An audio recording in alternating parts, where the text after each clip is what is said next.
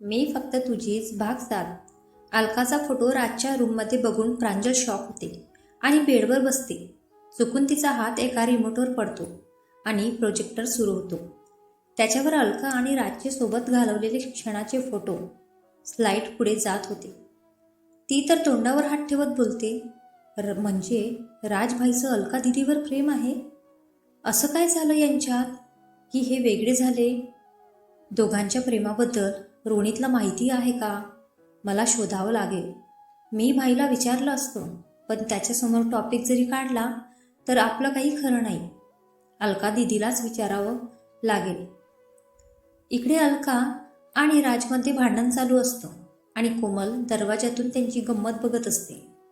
त्यांच्या नकळत कोमल म्हणाली, अरे देवा, काय ही दोघं किती भांडतात. कोणी म्हणणारही नाही की 4 वर्षापूर्वी हे वेगळे झाले होते. किती प्रेम करतात एकमेकांवर, पण नाही, त्यांना मान्य करायचंच नाही. देवा, प्लीज यांना पुन्हा एकत्र आण. चला आता आपल्या हिरो आणि हिरोईनच्या भांडणाकडे येऊ. अलका म्हणाली, एक विचारू का? नाही, थोडा डाऊट आहे म्हणून विचारते. राज म्हणतो, काय ते विचार. एक बुबी उंच करू. अलका म्हणाली, मागच्या जन्मी तू वाघ होतास का? जेव्हा बघाव तेव्हा चिडत असतो, नाही तर खुन्नस देत असतोस. प्रेमाने तुला कधी बोलता येत नाही का? डायरेक्ट अंगावर धावून येतोस. बघ बघ, आताही कसा खाऊ की गिळू असं बघत आहेस. राज म्हणतो, झाला का तुझा पानसट जोक मारू? तुझं तोंड बंद करायचं का काय घेशील? अलका म्हणाली, मी का माझं तोंड बंद करू? तोंड माझं आहे. मी चालू ठेवायचं की बंद ते मी बघून घेईन. तसेही माझ्यासारख्या लायकी नसलेल्या मुलींसाठी तुम्ही तुमचा वेळ का वाया घालवता आहात? तुम्हाला खूप काम असतील ना, जा तुम्ही इथून. त्याला तिचे शब्द जिव्हारी लागतात. राज म्हणाला, हो आहे ना काम, पण सध्या हे काम माझ्यासाठी महत्त्वाचं आहे, समजलं? आता तू तुझं तोंड बंद ठेवते की नाही? अलका म्हणाली, नाही करणार बंद. नाही नाही नाही. राज रागात तिच्या ओठांवर किस करतो आणि बाजूला होतो. अलका तर शॉक लागल्यासारखीच बघत असते. राज म्हणाला, मी आता तरी छोटी किस केली तुला. जर तुझं तोंड उघडलंस ना, याच्यापेक्षा लॉंग किस करेल. आणि तुला चांगलंच माहिती आहे मी काहीही करू शकतो. अलका रागात म्हणाली, आय किल यू. तू मला हात लावलास कसा? तू मला न विचारता किस केलंस कसं? नेहमी असंच करतोस ना तू? राज म्हणाला, माहिती आहे ना, मग गप्प बस. मी डॉक्टरला भेटून आलो. राज निघून गेला आणि तो जाताच कोमल रूममध्ये आली. कोमल म्हणाली, अरे यार, किती भांडता तुम्ही. तू विसरली वाटतं तू आजारी आहे आणि ते विसरले वाटतं हे हॉस्पिटल आहे. दोघेही हट्टी. अलका म्हणाली, बघ ना किती त्रास देतो. आता तर चक्क. ती बोलता बोलता थांबली. कोमल म्हणाली, काय केलं त्यांनी? ती तिला चिडवायला लागली. मला सांगण्यासारखं नाही आहे का? अलका अडखडत म्हणाली, ते मी असंच बोलत होते. तू काही पण अर्थ काढू नकोस यार. ती नजर चोरत बोलते, जा, मला डिस्चार्ज कधी होणार आहे विचारू नये. कोमल म्हणाली, हो जाते. ती उठणारच की राज आणि डॉक्टर येतात. डॉक्टर म्हणाले, आता ताप नाही आहे, पण 2 दिवस आराम करायचा. पहिले यांनी काहीतरी खायला द्या. राज म्हणतो, ओके. डॉक्टर निघून जातात. मग जायचं ना घरी? डोळा मारून गालातल्या गालात हसायला लागतो. अलका ती रागात राजकडे बघत असते. कोमल, ॲटो घेऊन ये, आपण घरी जाऊया. आणि त्यांना बिल किती झालं विचारावं लागेल ना. ती उठत बोलते, तिला विकनेसमुळे उभं राहायला जमत नसतं. राज म्हणतो, बिल ऑलरेडी मी दिलं आहे आणि राहिलं ऑटोने जायचं प्रश्न. पहिले नीट उभं राहा, मग मला सांग. कोमल म्हणाली, ओ गुड, हे परत सुरू झाले. कोणत्या टॉपिकवरून पण भांडतात हे. यांच्यामुळे मी नक्की पागल होईल. देवा वाचव मला. अलका, सर सोडतील आपल्याला, उगाच तुला त्रास होईल. अलका तिच्याकडे रागात बघत असते. राज तिला हसत असतो. कोमल, मी बाहेर मेडिसिन कसं घ्यायचं विचारून येते. अलका म्हणाली, तू बिल का भरलंस? काय गरज होती बिल भरायची? आज मदत करशील, उद्या लायकी दाखवून मोकळा होशील. तुम्हा मोठ्या माणसांचं सांगता येत नाही. आणि हो, मी ऑटो करून जाईल. ती उठून उभी राहते आणि चालायला लागते. 2 पाऊल पुढे गेल्यावर तिला गरगरल्यासारखं होतं. ती पडणार की तिला राज पकडतो. राज म्हणतो, तुला चालताही येत नाही आणि काय नाटक लावलं आहे तू? तो तिला उचलून घेतो. आता गप्प बसायचं. आवाज काढला ना मग मी काय करेल माहिती आहे ना. अलका म्हणाली, तू मला धमकी देत आहेस का? सोड राज, मला खाली उतरायचं आहे. तो तिला सोडत नाही म्हणून तिच्या हाताला मारत असते. राज म्हणतो, तुला वाटतं का तू मला मारत आहे आणि मला लागत असेल तर तो तुझा गैरसमज आहे, समजलं? तो तिला गाडीत बसवतो आणि घरी आणून सोडतो. तोही घरी निघून जातो. अलकाला लवकर घरी आलेलं बघून तिची आई तिला विचारते, अलका, काय झालं बाळा, आज लवकर आलीस ऑफिसमधून आणि तुझा चेहरा असा कसा झाला आहे ग? अगं बोल काहीतरी. अलका म्हणाली, तू मला बोलू देणार आहेस का? अगं काही नाही, ताप आहे थोडा. बरं ऐक ना, काहीतरी खायला दे, मग मी झोपते. आणि हो, कोमल आली होती सोडायला, आता विचार करत बसू नकोस. आई म्हणाली, बरं झोप, मी आणते. इकडे प्रांजल राजची रूम परत लॉक करून तिच्या रूममध्ये जाते आणि विचार करते. प्रांजल म्हणाली, अरे यार, कुठून सुरू करू तेच समजत नाही आहे. अरे हा, एक व्यक्ती आहे जो मला हेल्प करेल, अनिकेत दादा. कारण जोपर्यंत राजभाई आणि अलका दिदीची लव्ह स्टोरी सेट होत नाही ना, तोपर्यंत आमची लव्ह स्टोरी सेट होणार नाही. पहिले मी अलका दिदीला भेटेल, मग बघू. विचार करतच हॉलमध्ये येते. तेवढ्यात राजही येतो. राज म्हणतो, काय ग, कसला विचार करत आहेस? प्रांजल म्हणाली, तुझा आणि तुझ्या रूममधल्या फोटोचा. प्रांजल बोलून जाते. राज ओरडला, प्रांजल काय बोलली म्हणून तू परत एकदा तिला विचारतो. राज म्हणाला, काय बोलली तू? माझा आणि कोणाचा विचार करत होतीस? प्रांजल मनात म्हणाली, प्रांजल तू गेलीस आता, काय गरज होती माती खायची? विचारातून बाहेर येत, मी कुठे काय, मी असं बोलले तुला? बाई काय पण तू आल्या आल्या किती प्रश्न विचारतोस. जा फ्रेश होऊन ये, मी कॉफी आणते हा तुझ्यासाठी. ओके, मी आलोच. प्रांजल म्हणाली, ओ वाचले बाबा, नसीब भाईने जास्त प्रश्न नाही विचारले. इकडे अलकाची आई अलकाच्या रूममध्ये येऊन तिला उठवतात. अलका उठ बाळा, खाऊन घे थोडं, मऊ खिचडी आणली आहे तुझ्यासाठी, मग परत झोप. अलका उठून बसते. तिची आई तिला खाऊ घालते. मग ती मेडिसिन घेते. तिच्या आईला तिच्याकडे बघून रडू येतं. अलका म्हणाली, आय काय झालं रडायला? अगं मला काही नाही झालं आहे ग, उतरेल माझा ताप, किती काळजी करशील, पुस बघू डोळे. आई म्हणाली, काय अवस्था करून घेतली आहेस तू स्वतःची.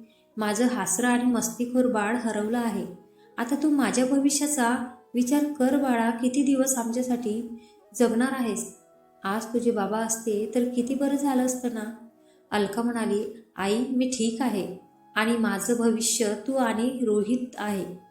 बाबा पाहिजे होते, बघ ना, पहिले किती छान लाजायचीस, आता सगळं मिस करते मी.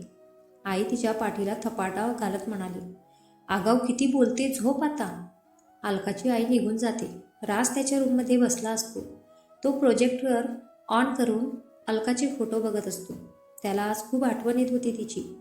राज मनात म्हणतो, आज तिला किती ताप होता ना, त्यात ती जखम, काय गरज होती तिला त्या मुलांना मारायची? तिला काहीच झालं असतं तर? मी नाही बघू शकत तिला असं, पण मला रागही येतो तिचा. 4 वर्षे कसे काढले आहेत ना मी तिच्याशिवाय हे मलाच माहिती. पण खूप बदलली आहे ती, खूप शांत झाली आहे. विचार करतच झोपी जातो. सकाळी राजला जाग येते. उठून जिम करून सगळं आवरून ऑफिसला जायला निघतो. ऑफिसमध्ये पोचल्यावर त्याचं लक्ष अलकाच्या डेस्कवर जातं. त्याला तिची कमी भासत होती.